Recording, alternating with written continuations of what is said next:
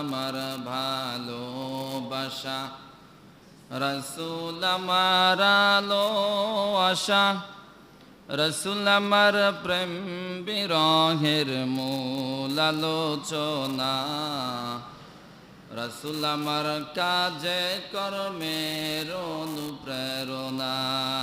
আল্লাহুম্মা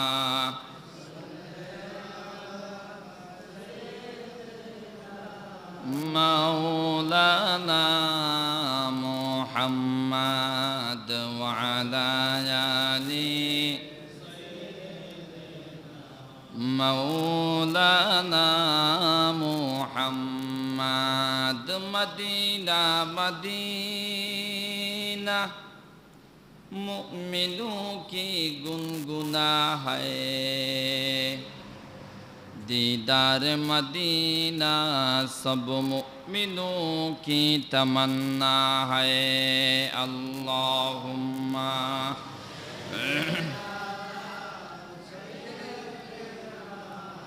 मौलाना मुहम्मद व अला आलि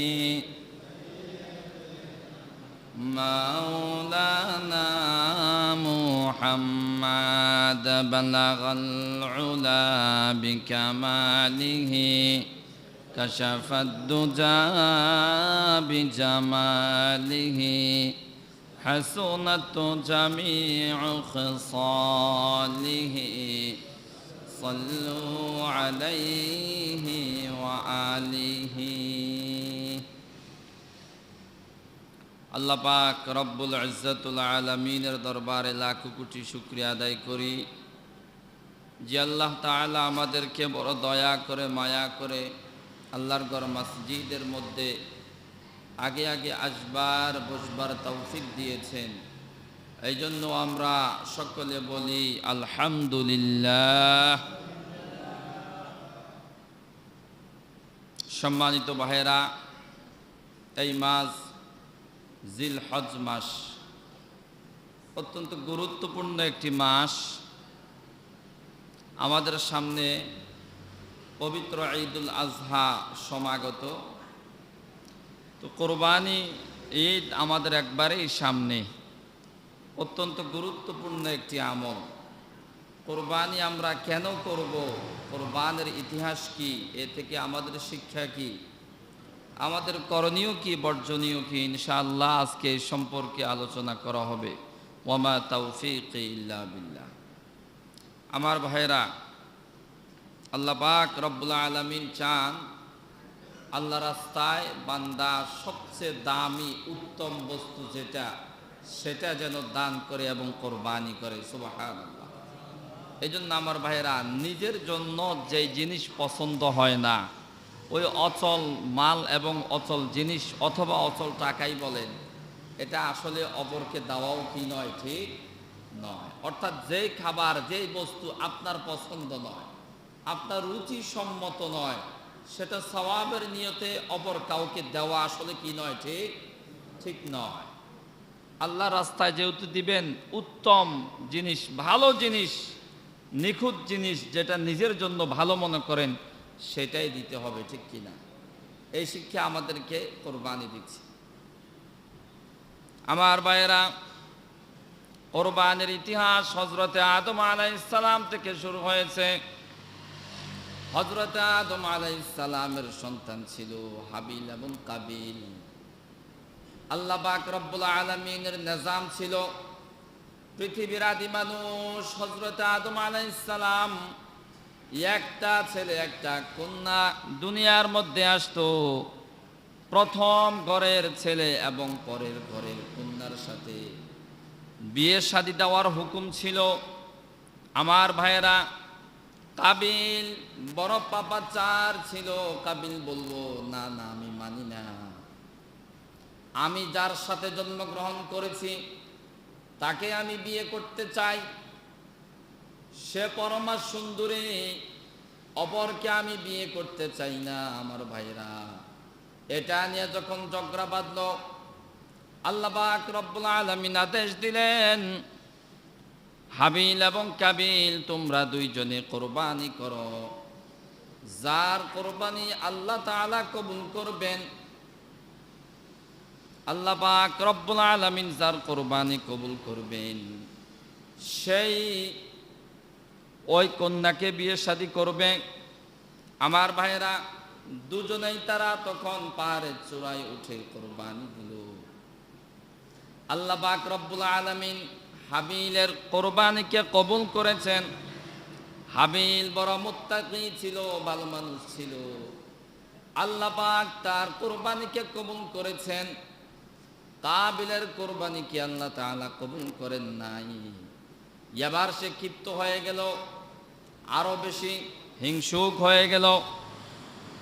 তার মধ্যে আবার কুবুদ্ধি চেপে আসলো। সে চিন্তা করলো, আমি অপমানিত হয়েছি, আমার ভাই হাবিলকে আমি হত্যা করব। নাউজুবিল্লাহ। আমার ভাইয়েরা, পৃথিবীর সর্বপ্রথম হত্যাকাণ্ড নারী গঠিত হত্যাকাণ্ড ছিল। এই জন্য আমার ভাইয়েরা, বর্তমান যুগেও নারীর ফিতনা বড় কঠিন, ঠিক কিনা? নারীর ফিতনা বড় কঠিন। আমার ভাইয়েরা, হাবিল কাবিলকে হত্যা করলো, পাথর মেরে তাকে হত্যা করলো। আমার ভাইয়েরা, এবার তাকে যে কবর দিবে সেটা তার মাথায় নাই। পৃথিবীর সর্বপ্রথম খুন, প্রথম মৃত্যু। আল্লাহ পাক রব্বুল আলামিন একটা কাক পাঠাইলেন, কাক দেখিয়ে দিল, মাটি ঠুকরিয়ে ঠুকরিয়ে দেখিয়ে দিল এইভাবে কবর দিতে হয়। সুবহানাল্লাহ বলে। আমার ভাইয়েরা, কাকের মধ্যেও কিছু গুণাবলী আছে। সুবহানাল্লাহ বলে। শুধু তাই নয়, কুকুরের মধ্যেও বড় বড় 10টা গুণ আছে। সুবহানাল্লাহ বলে, যেগুলা অনেক সময় অনেক মানুষের মাঝেও পাওয়া যায় না। সুবহানাল্লাহ। আল্লাহ পাক রব্বুল আলামিন কোরআনে কারীমের মধ্যে সূরা নামল নামে সূরা দিয়েছেন, মৌমাছির নামে সূরা দিয়েছেন, পিঁপড়ার কথা বলেছেন। সুবহানাল্লাহ বলেন। আল্লাহ পাক বলেন, মানুষদেরকে শিক্ষা দেওয়ার জন্য আল্লাহ তাআলা আদনা থেকে আদনা বস্তু হলো, মানুষদেরকে উপমা দেওয়ার জন্য আল্লাহ তাআলা বলেন। সুবহানাল্লাহ বলেন। এই জন্য ভাইরা, শিক্ষার আসলে কি নাই, শেষ নাই।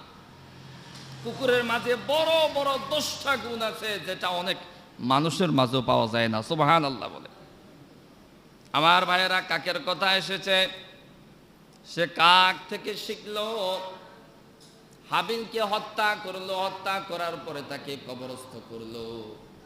আমার ভাইয়েরা, সীমা লঙ্ঘন করলো। সীমা লঙ্ঘন করার কারণে পাপের শাস্তি শুরু হয়ে গেল। আমার ভাইয়েরা, পৃথিবীতে যত পাপ হবে, হত্যাকাণ্ড হবে, সকল পাপের এবং হত্যাকাণ্ডের সেটারও অংশীদার হবে কাবিল। নাউজুবিল্লাহ। আল্লাহর হাবিব সাল্লাল্লাহু আলাইহি ওয়াসাল্লাম বলেন, কোন বান্দা থেকে যদি একটি ভালো কাজ শুরু হয়, পৃথিবীর যত মানুষ ভালো কাজ করবে তার অনুকরণে তার একটা অংশ তার আমলনামায় যোগ হবে। সুবহানাল্লাহ বলে। আমার ভাইয়ের, আল্লাহর হাবিব আরো বলেন, কোন অন্যায় কাজ যদি কোনো ব্যক্তির কাছ থেকে শুরু হয়, কোন পাপাচার কাজ যদি কোনো ব্যক্তির কাছ থেকে ছড়িয়ে যায়, পৃথিবীর যত মানুষ এই অন্যায় কাজ করবে তার একটা অংশ তার নামে যাবে। নাউজুবিল্লাহ। এই জন্য আমার ভাইয়েরা, আমাদেরকে সতর্ক হওয়া লাগবে, ঠিক কিনা? বর্তমানে দেখবেন নামে বেনামে কত নতুন নতুন অন্যায় কাজ আছে নাকি নাই। আমার ভাইয়েরা, আপনি যে লাভ দিয়ে ফাল দিয়ে করতেছেন, এটা যদি আপনার মাধ্যমে চালু হয়ে যায়, এবারে বোঝেন কি কঠিন অবস্থা হবে, ঠিক কিনা? এই জন্য আমরা যেন সতর্ক থাকি, নতুন কোন অন্যায় কাজ, পাপাচার কাজ, এটা যেন আমি যেন তার সহযোগী না হই। আল্লাহ পাক তৌফিক দান করুক। আল্লাহুম্মা আমিন বলেন।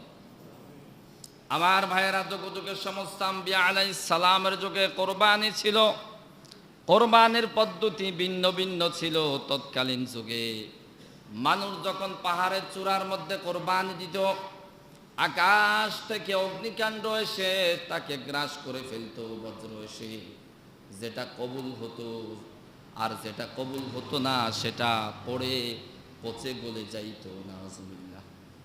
আমার ভাইয়ের আল্লাহর হাবিব সাল্লাল্লাহু আলাইহি ওয়াসাল্লাম দোয়া করেছেন, ওগো আল্লাহ, আমার উম্মতকে আপনি সরাসরি তাদেরকে অপমানিত করিয়েন না। এই জন্য আমার ভাইয়েরা, আমাদের কোরবানির পদ্ধতি হলো আমরা জবাই করি, আবার নিজেরাও খেতে পারি। সুবহানাল্লাহ বলেন। কবুল হয়েছে বা না হয়েছে কে জানে? আল্লাহ জানে, ঠিক কি না? যদি এমন হতো আগের মতো যে প্রকাশ্যে দোয়া এসে কুণ্ডুলি এসে গ্রাস করে, তাহলে আমার বাইরে দেখা যেত যে আসলে কয়জনের কোরবানি কবুল হয়, ঠিক কি না? আল্লাহর হাবিবের দোয়ার বরকতি এমন অসংখ্য আযাব থেকে আল্লাহ পাক রব্বুল আলামিন আমাদেরকে হেফাজত করেছেন। আল্লাহুম্মা আমিন বলে। আমার বাইরে কোরবানির প্রকৃত শিক্ষা হলো হযরতে ইব্রাহিম আলাইহিস সালাম থেকে। হযরত ইব্রাহিম আলাইহিস সালাম আল্লাহ তাআলার খলিল ছিলেন, অতি আপনজন ছিলেন, জলিল কদর পয়গম্বর ছিলেন।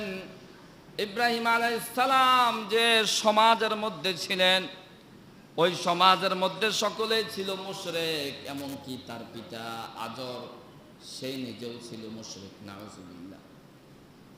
আমার ভাইয়েরা, ইব্রাহিম আলাইহিস সালাম বয়স যখন তার বেড়ে যায়, ইব্রাহিম আলাইহিস সালামের বয়স ৭০ কাছাকাছি হয়ে গিয়েছে, একবারে বৃদ্ধ হয়ে গিয়েছে। তার দুজন স্ত্রী হযরতে হাজারা আলাইহিস সালাম, সারা আলাইহিস সালাম। প্রথম স্ত্রী সারা আলাইহিস সালাম, পরের স্ত্রী হলো হাজরা আলাইহিস সালাম। আমার ভাইয়েরা, প্রথম স্ত্রীর ঘরে কোনো সন্তান হয় নাই, তার দাসী ছিল হাজরা আলাইহিস সালাম। তার স্ত্রী তাকে স্বেচ্ছায় বিয়ে শাদী করাইছে। সুবহানাল্লাহ। আমার ভাইয়েরা, আমার দেশে এটা পাওয়া কঠিন, ঠিক কিনা? যে প্রথম স্ত্রী স্বামীকে বুঝিয়ে তাকে আরেকটা বিয়ে করাইছে, এটা কি আমার দেশে কল্পনা করা যায়? আমার ভাইয়েরা, হাজরা আলাইহিস সালাম, সারা আলাইহিস সালাম যখন দেখলেন আমিও বৃদ্ধ হয়ে গেলাম, আমার স্বামীও বৃদ্ধ হয়ে গেল, আমাদেরও তো কোনো আওলাদ নাই, দেখি আরেকটি বিয়ে করে। আল্লাহ পাক কবুল করেন। সুবহানাল্লাহ। আমার ভাইয়েরা, হাজরা আলাইহিস সালামের গর্ভে আল্লাহ তাআলা ইব্রাহিম আলাইহিস সালামকে অতি বৃদ্ধ বয়সেও ছেলে সন্তান দান করেছেন। সুবহানাল্লাহ বলেন। এই জন্য আমার ভাইয়েরা, ছেলে মেয়ে দেওয়ার মালিক কে? আল্লাহ তাআলা, ঠিক কিনা? আজকে আমার ভাইয়েরা, আমরা তো হতাশ হয়ে যাই। অনেকে আছে জীবনকে জীবন চেষ্টা করতেছে একটা ছেলের জন্য, একটা মেয়ের জন্য, ঠিক কিনা?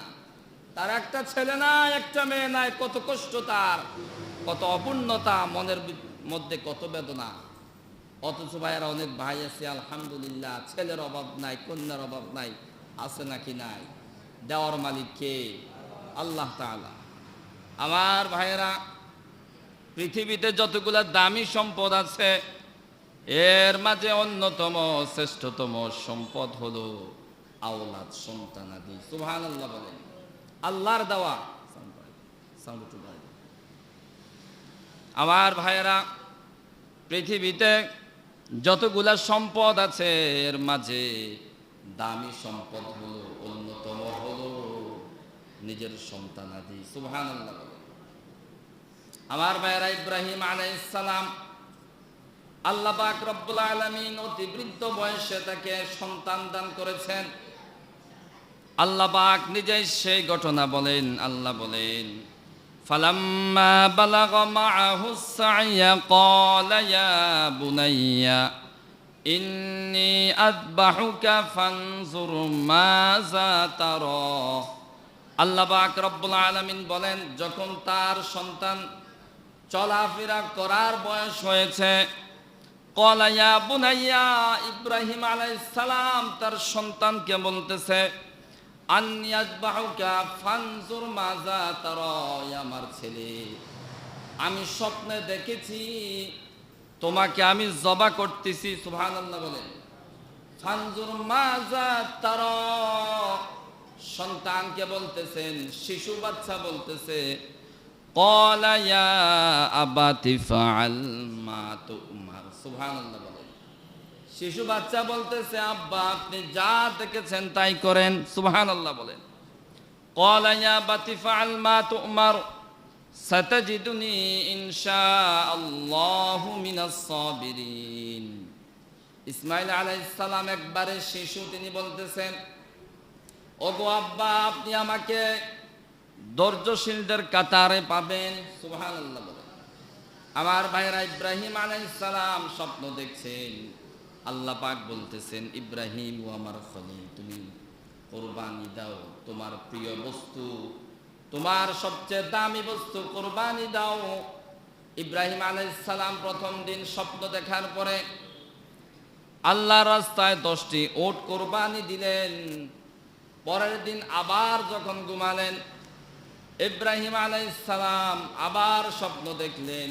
আল্লাহ পাক বলতেছেন স্বপ্নের মাঝে, হে ইব্রাহিম, তুমি তোমার প্রিয় বস্তুকে কুরবানি দাও। ইব্রাহিম আলাইহিস সালাম আবার আল্লাহর রাস্তায় 100টি উট কুরবানি করেছেন। সুবহানাল্লাহ।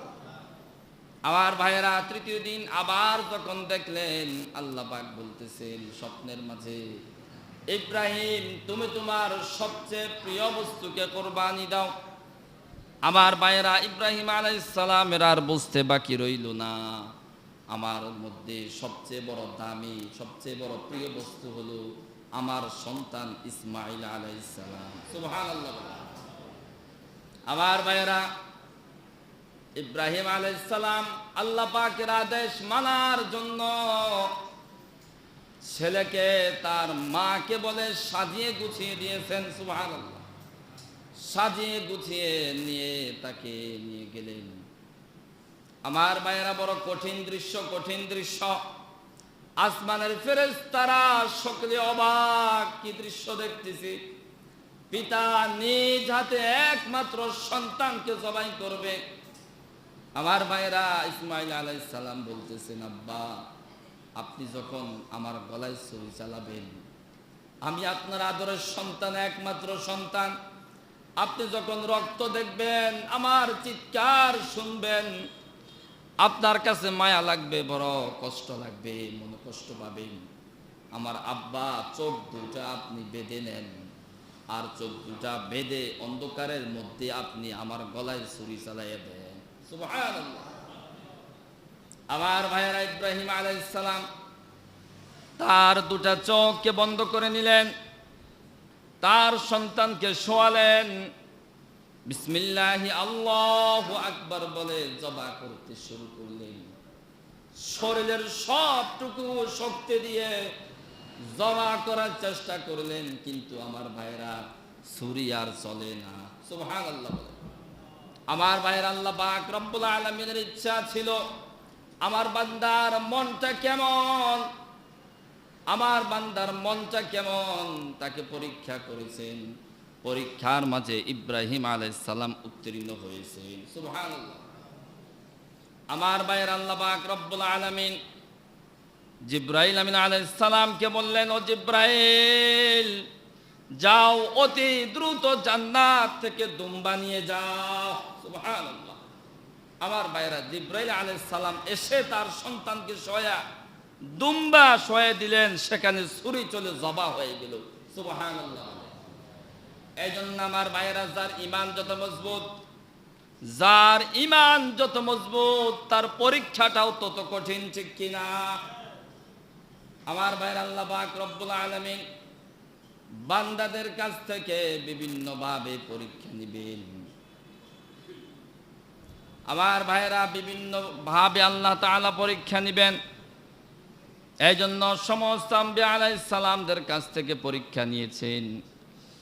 শুধু তাই নয়, জগতের ইমাম আবু হানিফা রাহমাতুল্লাহি আলাইহি, আমাদের মাযহাবের ইমাম, 4 মাযহাবের ইমাম, সকলেই কম বেশি তৎকালীন যুগে কারাবরণ করেছেন, কষ্ট তারা ভোগ করেছেন। আমার ভাইয়েরা, কোরআন এবং হাদিসের কাছ থেকে তারা এক পাও পিছনে সরেন না। সুবহানাল্লাহ। আমার ভাইয়েরা, জালিম বাদশাহ ইমাম আজম আবু হানিফা রাহমাতুল্লাহি আলাইহিকে প্রস্তাব দিল, তুমি প্রধান বিচারপতি হবা। আমার ভাইয়েরা, ইমামে আজম আবু হানিফা বলল, তোমার মতো জালিম বাদশার অধীনে আমি প্রধান বিচারপতি হতে পারবো না। ইমামে আজম আবু হানিফাকে তাকে জেলখানার মধ্যে প্রেরণ করা হলো। আমার ভাইরা, ইমামে আজম আবু হানিফাকে তারা মারতে মারতে দুই কাঁধা হাত বেঁধে ফেললো, অনেক বেশি কষ্ট পেয়েছেন।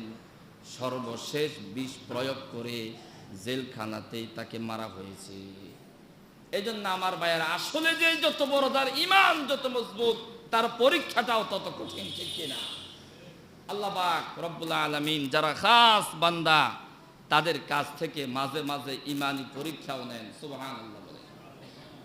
এই জন্য আমার ভাইয়েরা, আজকে তো এমন আমরা কোনো পরীক্ষা দরকার নাই, এমনিতেই ফেল, নাউজুবিল্লাহ, আছে নাকি নাই? এই জন্য আমার ভাইয়েরা, কোরবানি আমরা দিব কার জন্য? কোরবানি দিব আল্লাহর জন্য। আল্লাহর হাবিব সাল্লাল্লাহু আলাইহি ওয়াসাল্লাম বলেন, কোরবানির দিনে সবচেয়ে বড় উত্তম আমল হলো কোরবানি দেওয়া। সুবহানাল্লাহ বলেন। ওই দিনের সর্বোত্তম আমল হলো এটা। এই জন্য আমার ভাইয়েরা, যে বান্দা কোরবানি দেওয়ার জন্য সক্ষমতা আছে, সম্পদ আছে, কিন্তু কোরবানি দেয় না, আল্লাহর হাবিব হুঁশিয়ারি করে বলেছেন, খবরদার ওই বান্দা যেন আমাদের ঈদগাহের মধ্যে না আসে। নাউজুবিল্লাহ।